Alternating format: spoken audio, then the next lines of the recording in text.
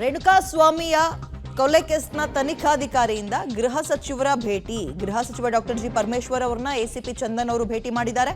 ರೇಣುಕಾಸ್ವಾಮಿ ಕೊಲೆ ಪ್ರಕರಣದ ತನಿಖಾಧಿಕಾರಿ ಎಸಿಪಿ ಚಂದನ್ ಅವರು ಇದೀಗ ಪ್ರಕರಣದ ಸಂಬಂಧ ಗೃಹ ಸಚಿವರ ಜೊತೆ ಚರ್ಚೆಗೆ ಮುಂದಾಗಿದ್ದು ಕುತೂಹಲ ಮೂಡಿಸಿದ ರೇಣುಕಾಸ್ವಾಮಿ ತನಿಖಾಧಿಕಾರಿಯ ಭೇಟಿ.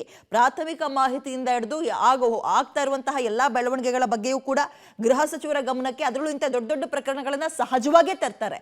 ಅದೇ ರೀತಿಯ ಭೇಟಿಯ ಅಥವಾ ಬೇರೇನಾದ್ರೂ ಕಾರಣ ಇದೆಯಾ ಅನ್ನುವಂಥದ್ದು ಕುತೂಹಲ ಮೂಡಿಸ್ತದೆ. ಮಗದೊಂದು ಕಡೆ ಇದರಲ್ಲಿ ಅಷ್ಟು ಜನ ಆರೋಪಿಗಳಲ್ಲಿ ಕೆಲವರನ್ನ ಬೇರೆ ಕಡೆಗೆ ಶಿಫ್ಟ್ ಬೇರೆ ಮಾಡ್ತಾ ಇದ್ದಾರೆ. ಈ ಸಂಬಂಧ ಏನಾದರೂ ಚರ್ಚೆ ಮಾಡೋದಕ್ಕೆ ಈ ಭೇಟಿನ ಹಲವು ಪ್ರಶ್ನೆಗಳು ಮತ್ತು ಕುತೂಹಲಗಳು ಕಾಡ್ತಾ ಇದೆ.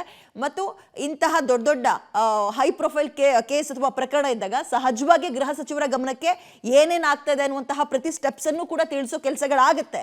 ಇಲ್ಲೂ ಕೂಡ ಅದೇ ಆಗ್ತಾ ಇದೆ.